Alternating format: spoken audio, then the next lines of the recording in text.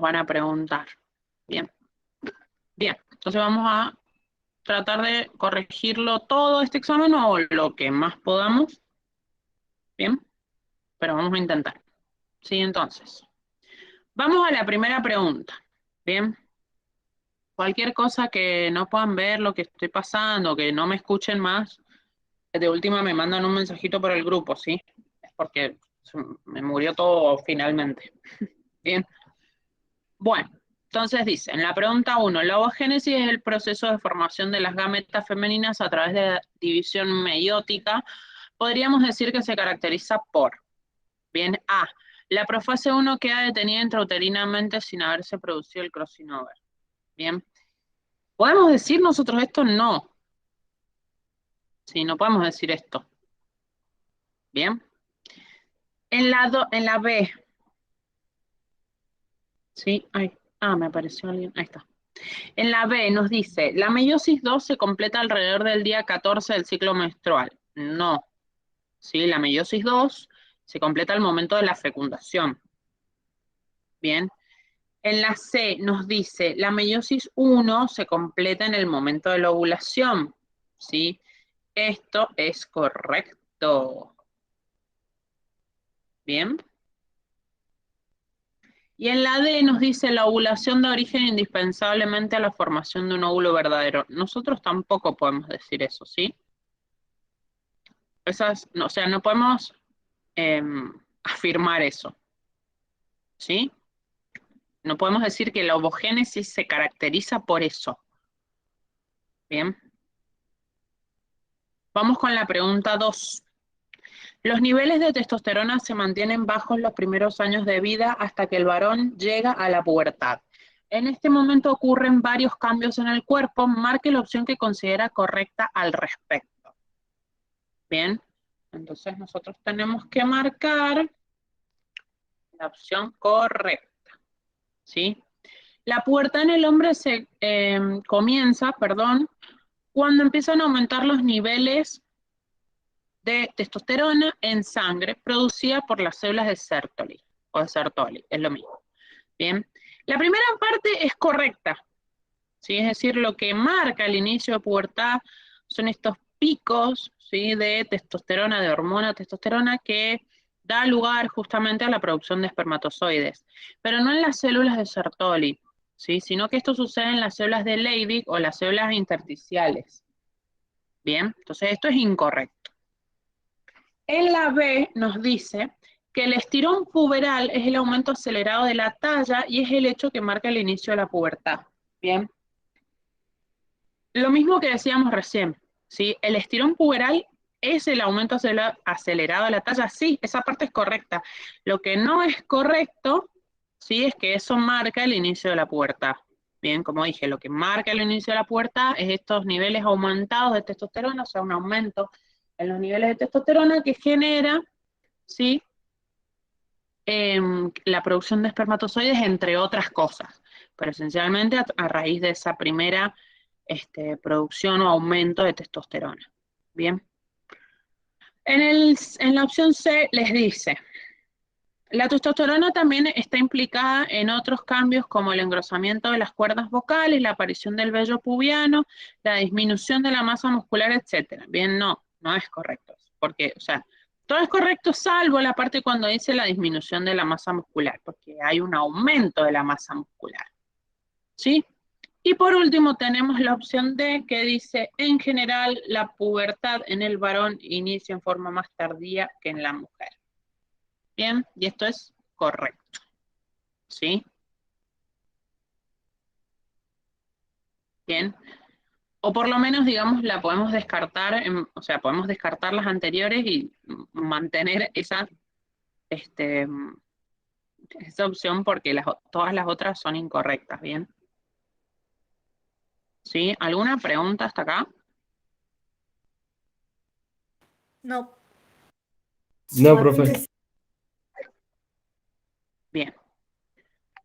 Vamos con la 3. ¿Sí?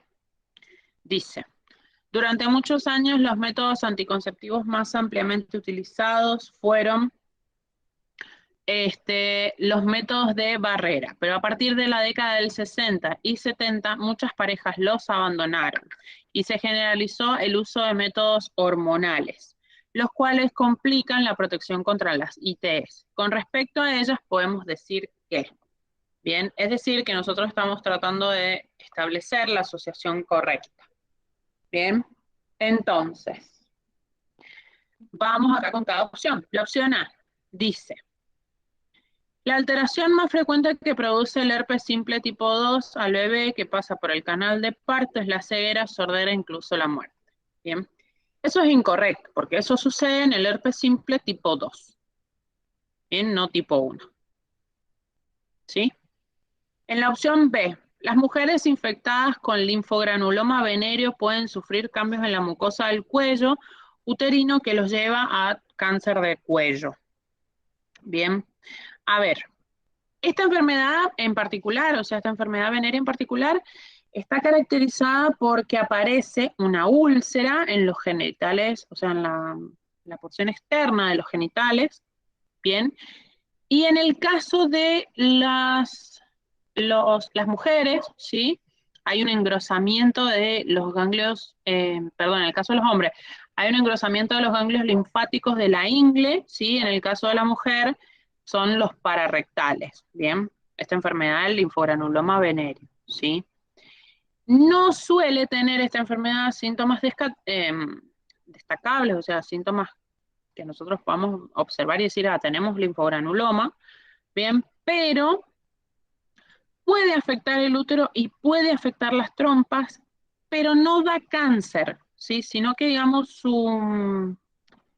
el resultado de padecer esta patología y no tratarla correctamente implicaría que pueden tener esterilidad, ¿sí? Pues, especialmente 1 de cada 4 mujeres que tienen esta afección quedan estériles, ¿sí? Y además es típico la aparición de embarazos ectópicos. Entonces, no vamos a estar hablando de cuello, de cáncer de cuello, ¿sí?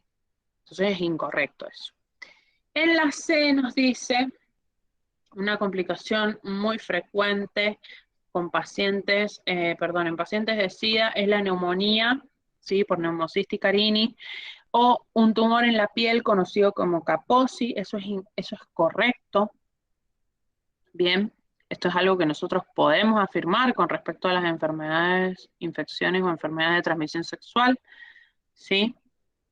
En la D nos dice, el agente etiológico de la gonorrea, bien, es el Trypanosoma gonorrhoeae, el cual produce una toxina que provoca irritación y dolor en las zonas afectadas, bien. Ese no es el organismo correcto, ¿sí? O sea, no es el nombre correcto, ¿sí? Ese agente etiológico es Neisseria, ¿sí? Gonorrhoeae, bien, no es tripanosoma. Por eso esa es incorrecta. Bien. Vamos con la 4.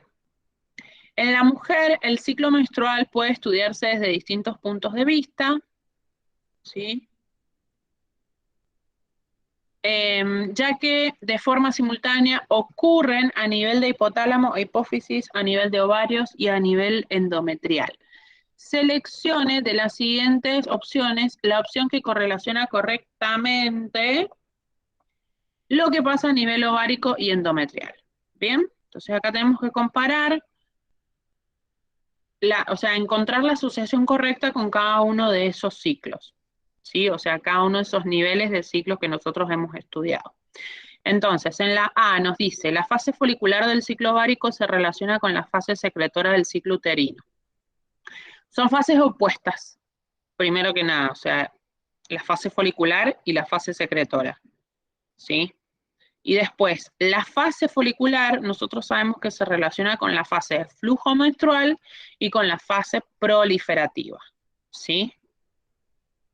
En la opción B les dice, la fase folicular del ciclo ovárico se relaciona con la fase proliferativa del ciclo uterino, y esto es correcto. Bien, para esto les recomiendo que tengan a mano, si lo quieren chequear o lo quieren observar o no se acuerdan de esto, sí acuérdense que tienen los grafiquitos comparativos de todo lo que pasaba en el ciclo uterino, en el ciclo, perdón, menstrual. Entonces ustedes ahí pueden observar y corroborar toda la información está, ¿sí? Mirando esos gráficos. Bien. Entonces, esa es la opción correcta. En el caso de la opción C, dice la fase luteínica del ciclo uterino se relaciona con la fase secretora del ciclo ovárico. Bien, esto es incorrecto porque la fase luteínica, ¿sí?, es del ciclo ovárico, no del ciclo uterino. Y la fase secretora, ¿sí?, corresponde al ciclo uterino, no ovárico. Bien, está mal hecha la asociación. En la opción D les dice, la fase secretora del ciclo ovárico se relaciona con la fase proliferativa, ¿sí?, del ciclo uterino. La fase secretora es del ciclo uterino y la fase proliferativa es del ciclo ovárico, lo mismo. ¿Sí? Está mal hecha la asociación. ¿Sí? ¿Se ha entendido? Sí. Bien.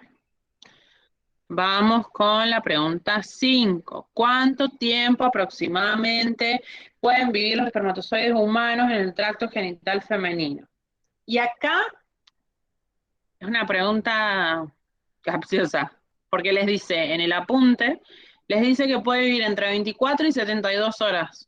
Entonces la respuesta correcta es 48. O sea, porque es como el punto medio. ¿Sí? Ah, bueno. Bien. O sea, si ponen 24 está mal porque puede vivir más. Si ponen 72 está mal porque puede vivir menos, pero si ponen 48 es como que están en la zona segura.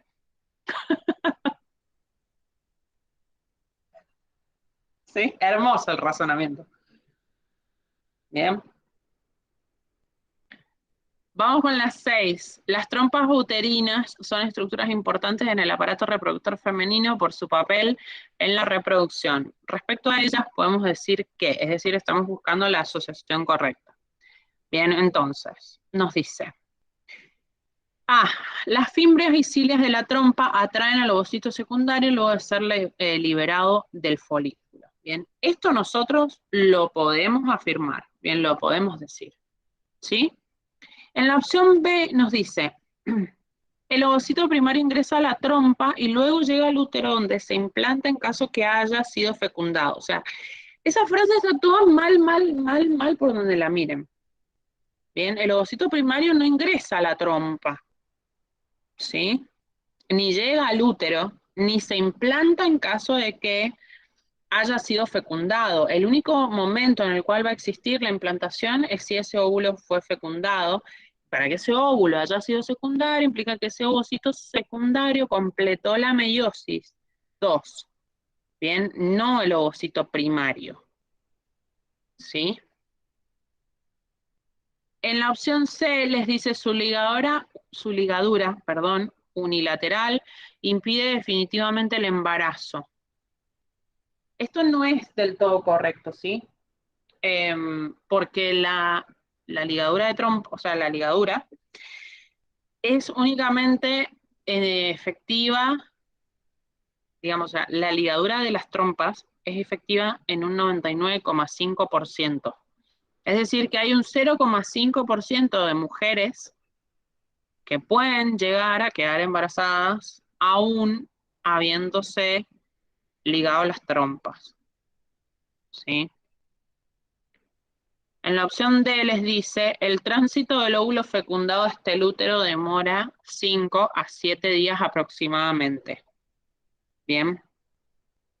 Es decir, una vez que se produjo la fecundación, o sea, sucedía lo siguiente. El ovocito secundario se liberaba del folículo en el ovario, bien, en el proceso de ovulación.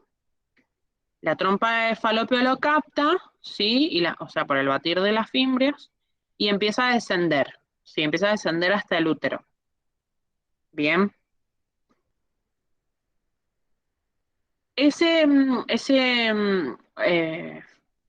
Digamos, ese ovocito secundario va a descender, o sea, el ovocito va a descender hasta llegar al útero, que ese viaje demora 3 días, ¿sí? Y en las primeras 24 horas es que únicamente puede ser fecundado. ¿Cuándo sucede? ¿Sí?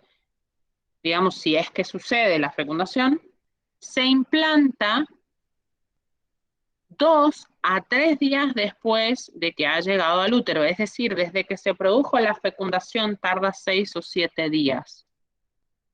Bien, entonces ese óvulo fecundado no tarda 5 a 7 días su tránsito hasta el útero. Bien, Sí, ¿se entiende esto? sí. Bien, bien, bien, bien. Vamos con la pregunta 7. Marque lo correcto con respecto a los acontecimientos necesarios para que se produzca la fecundación. Bien, en la opción A, los espermatozoides deben madurar en la próstata. Bien, no. Los espermatozoides maduran en el trayecto que recorren a lo largo del epidídimo. ¿Sí? No maduran en la próstata. En la opción B les dice, los espermatozoides deben capacitarse en el epidídimo. No. Los espermatozoides se capacitan una vez que han llegado al aparato reproductor femenino, es decir, cuando comienzan el ascenso, ¿sí? A las trompas. Ahí es donde ocurre el proceso de capacitación. Bien. En la opción C dice, los espermatozoides llevan a cabo la reacción acrosomal que consiste en liberar las enzimas acrosina y foliculasa para que rompan la corona radiada y zona pelúcida. Bien, las enzimas son acrosina y hialuronidasa. Bien, entonces la otra parte es correcta, pero eso no. En la opción D dice, el ovocito realiza la reacción de zona en el momento en que su membrana entra en contacto con la membrana del espermatozoide. Bien, y esto es correcto. ¿Sí? Sí. Vamos con la siguiente pregunta. Dice, la inhibina la inhibina es un factor que inhibe en el varón la liberación de hormona folículo estimulante o de su factor liberador en el hipotálamo. Marque lo correcto respecto al sitio de producción.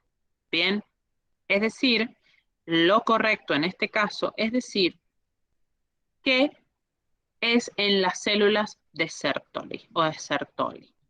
¿Sí? El resto de las respuestas son incorrectas. Bien, la inhibina, ¿sí? Se fabrica en las células de Sertoli. ¿Sí?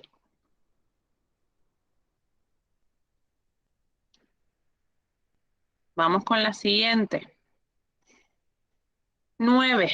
Las mujeres tienen ciclos menstruales reproductivos que incluyen la actividad del hipotálamo, hipófisis, ovarios y útero, que desde el inicio de la pubertad continúan durante la vida reproductiva hasta la menopausia. Respecto al ciclo endometrial, marque el enunciado correcto. ¿Sí? Entonces, en la opción A les dice, se divide en 3 etapas, folicular, ovulatoria y luteínica. Bien, no.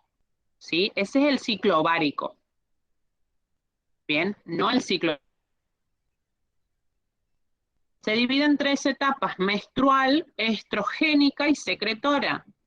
No, ese es el ciclo uterino. Bien, en la opción C les dice, en la fase menstrual el cuerpo lúteo pierde su función, en consecuencia las concentraciones de estrógeno y progesterona aumentan. Bien, en este momento de la fase menstrual, ¿sí? Las concentraciones de estrógeno y de progesterona son bajas. Bien, que sería, digamos, la primera fase del ciclo, ¿sí? Que es la fase menstrual. Bien. En la opción D les dice, la fase secretora coincide con la formación, funcionamiento, crecimiento del cuerpo lúteo y se produce por acción de la progesterona. Bien, esto es correcto, ¿sí? La fase secretora coincide con la formación, funcionamiento y crecimiento del cuerpo lúteo y además se produce por acción de la progesterona. Es decir, que en este momento los niveles de progesterona van a ser elevados. ¿Bien?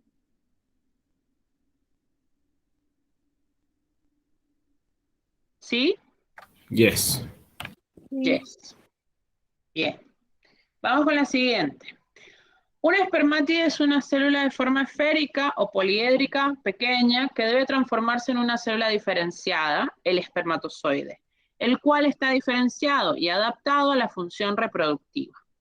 En el proceso de espermiogénesis, ¿sí?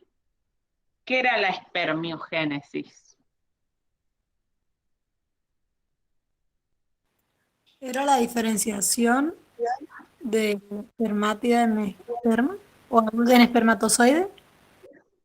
Exacto, es la diferenciación del espermatocito secundario en espermatozoide. ¿Bien? Bien. ¿Sí? ¿Están de acuerdo? Sí. Bien. Entonces dice, se da la formación del acrosoma y aumento del citoplasma. Bien. La primera parte sí es correcta, o sea, esto sí sucede en la etapa de espermiogénesis. Lo que no es correcto es decir que se produce un aumento de citoplasma. Bien. ¿Por qué? ¿Alguien sabe? ¿Se acuerdan?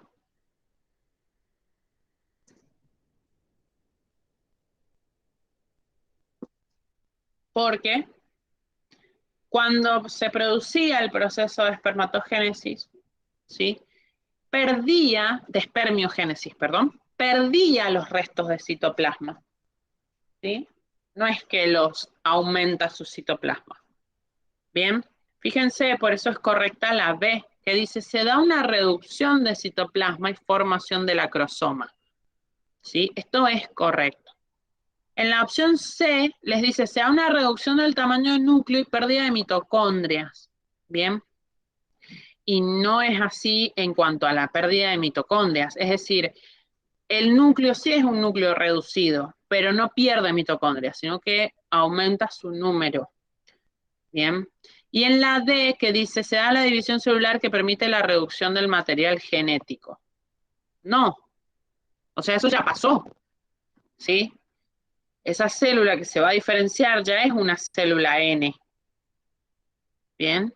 Ya hizo su división celular en el proceso de espermatogénesis. Bien. No en este momento. Acá no lo va a hacer. Vamos con la 11. Los espermatozoides se unen con las secreciones de glándulas anexas. Ay, espera, ¿lo pueden ver? Sí. Los espermatozoides se unen entonces con las secreciones de glándulas anexas para formar el semen. Con respecto a este fluido en el humano, es correcto decir que, bien, A, el volumen del semen por eyaculación es de 12 a 13 centímetros cúbicos. No, el volumen es entre 2 a 4 mililitros. ¿Sí? En la B dice, el volumen total de semen por eyaculación contiene entre 200 y 300 millones de espermatozoides. Eso es correcto. ¿Sí? 200 a 300 millones es correcto. En la C les dice, alrededor de 20 millones de espermatozoides del líquido seminal deben llegar a la zona de encuentro con el ovocito, si no esta persona es considerada estéril. Esta oración está como mal. Está mal, ¿sí? ¿Por qué? Una persona es considerada estéril cuando su eyaculación, o sea, el conteo de su eyaculación contiene 20 millones o alrededor de 20 millones, ¿bien? De espermatozoides. Esa parte, digamos, esa porción que ustedes pueden extraer de ahí, de esta oración, es correcto, ¿bien? Pero esos 20 millones no tienen que llegar al líquido, al ovocito, ¿bien? No es que los 20 millones, o sea, entran 200 a 300 millones y llegan al ovocito 200 a 300 millones. No, ¿sí? La porción, o sea, la persona que es considerada estéril con alrededor de 20 millones de espermatozoides justamente por esto, porque en su eyaculación el conteo es de alrededor de 20 millones. Bien, entonces eso está incorrecto. Ahí nomás que lo correcto. Bien. En la D dice, se considera que los varones que producen más de 10 millones de espermatozoides por mililitro de fluido seminal puede llegar a fecundar al ovocito. Bueno, nada. O sea, es incorrecto esto, ¿sí? Bien, en ningún momento nosotros podemos decir que eso es correcto con respecto al semen. Bien. No tiene nada que ver la cantidad de espermatozoides por mililitro de fluido seminal. ¿Sí? Bien. Bien. Vamos con la 12. Según Michael Ross, ¿sí? Desde el punto de vista histológico pueden identificarse 3 tipos básicos de folículos ováricos. Folículo primordial, folículo en crecimiento, folículo maduro o de Graf. Al respecto, marque la opción correcta. Bien, entonces les dice, el folículo en crecimiento está rodeado por una sola capa de células foliculares planas. Esto es incorrecto, porque ese folículo rodeado por una sola capa de células foliculares planas es el folículo primordial, no el folículo en crecimiento. En la opción B, como folículos primordiales, se entiende a los folículos primarios, inicial y avanzado, y folículos secundarios. ¿Sí? No. Estos que mencionas son los folículos en crecimiento, ese inicial y avanzado. ¿Bien? En la opción C, el folículo primario inicial está rodeado por varias capas de células planas formando la capa granulosa. No es ese folículo primario inicial, sino que es el folículo primario avanzado. ¿Sí? D. El folículo secundario o antral presenta una cavidad o antro que contiene el líquido folicular. Esa es la opción correcta. Vamos con la 13. Con respecto al ciclo menstrual en la mujer, podemos afirmar que, de nuevo, el grafiquito ese, ¿sí? No me puedo acordar en qué página estaba, como para decirles que lo miren, que lo chequeen. Bien, entonces, con respecto al ciclo menstrual de la mujer, estamos marcando lo correcto.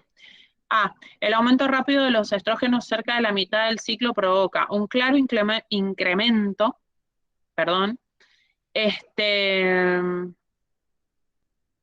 de la liberación de la hormona foliculoestimulante por la hipófisis. Bien. No es así, o sea, ese aumento rápido de estrógenos hace un pico de hormona luteinizante, seguido por una elevación, digamos, de la hormona foliculoestimulante, pero en los apuntes les dice que no está claro por qué se produce o para qué se produce este aumento de la hormona foliculoestimulante. ¿Sí? Entonces ese claro incremento es como, bueno, sí, hay un incremento, pero no es, oh, qué incremento, y no sabemos para qué o por qué sucede. Bien. En el punto B dice, la menarca marca el comienzo de la pubertad en la mujer y la edad promedio es de 15 años. La edad promedio es de 12 años. ¿Sí? En el punto C dice, los estrógenos en concentraciones reducidas actúan por medio de retroalimentación negativa, inhibiendo la producción de hormona folículo estimulante y hormona liberadora de gonadotrofinas. Bien, y eso es correcto. ¿Sí? Esto es correcto. En la opción D nos dice, la progesterona en concentraciones altas estimula la secreción de la hormona liberadora de gonadotrofinas y así la producción de la hormona folículo estimulante y hormona luteinizante. Bien, esto no es así, bien, porque la progesterona inhibe la secreción de la hormona liberadora de gonadotrofinas y por ende, sí, disminuye, o sea, va a haber una disminución en la secreción de folículo estimulante y luteinizante. Bien, ¿alguna pregunta?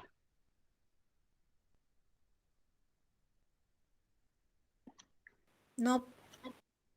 No, Negativo. negativo.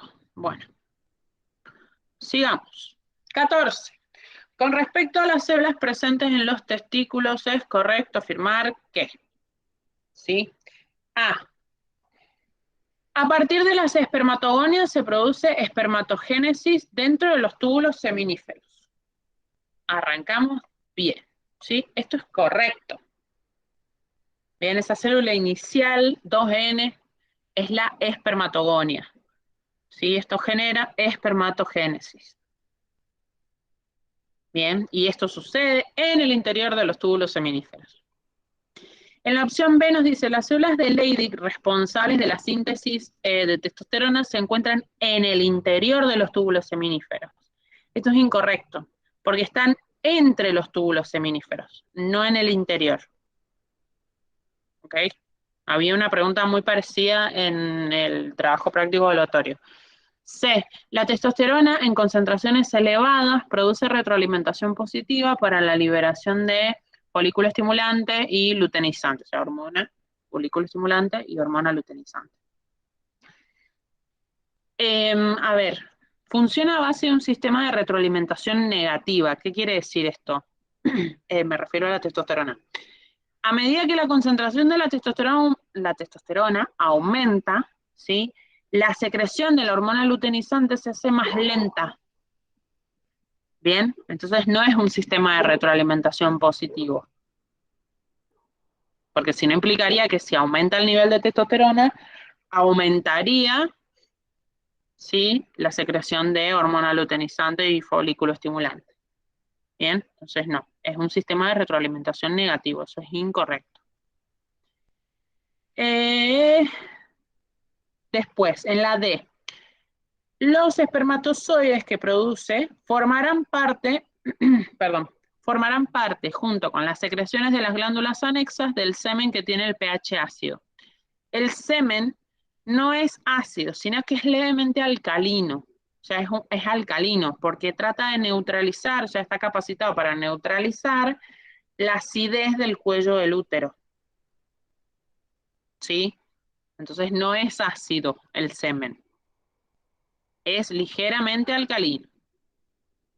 ¿Bien? ¿Alguna pregunta? No. Bien. 15. Un órgano fundamental del aparato reproductor femenino es el útero. Marque la opción correcta referida a sus características, es decir, al útero. Bien. Opción A. Ay. En una mujer no embarazada es un órgano hueco de unos 15 centímetros de largo, 5 centímetros de ancho, que yace casi horizontalmente en la cavidad abdominal. Bien. En una mujer no embarazada sí es un órgano hueco, no tiene 15 centímetros de largo, sino que tiene 7,5 centímetros de largo y 5 nada más de ancho, esa parte es correcta, y sí yace casi de forma horizontal en la cavidad abdominal. Entonces lo que está mal ahí es la medida del largo de ese útero. Bien. La opción B, los músculos lisos de sus paredes, denominados endometrio basal, se contraen cuando se expulsa el endometrio superficial y vuelve a generarse en cada periodo. Bien. Es decir, los músculos lisos de las paredes, ¿sí? Se contraen cuando expulsa el endometrio superficial, sí. Que vuelve a generarse en cada periodo, sí. Bien, pero no se llama endometrio basal. Bien, eso es incorrecto. En la opción C dice, el esfínter muscular que cierra su abertura es el cérvix o cuello uterino por el cual pasan los espermatozoides para hacerse camino hacia el ovocito. Sí, esto es correcto. Bien. En la opción D les dice, el endometrio tiene dos capas principales. Bien, la capa basal, que es expulsada en cada menstruación, y la capa terminal que regenera la capa eliminada. Y es al revés, es decir, la capa basal es la capa que no se elimina. Y eso permite la regeneración de la capa superficial. Bien, es incorrecta la asociación de las capas. ¿Sí? Vamos con la 16, a ver si llegamos a ver aunque sea 3/4 de esta corrección. El desarrollo embrionario es un proceso complejo y ordenado controlado por redes de interacciones entre genes, por el cual una célula, huevo o cigoto se transforma en un organismo. Bien.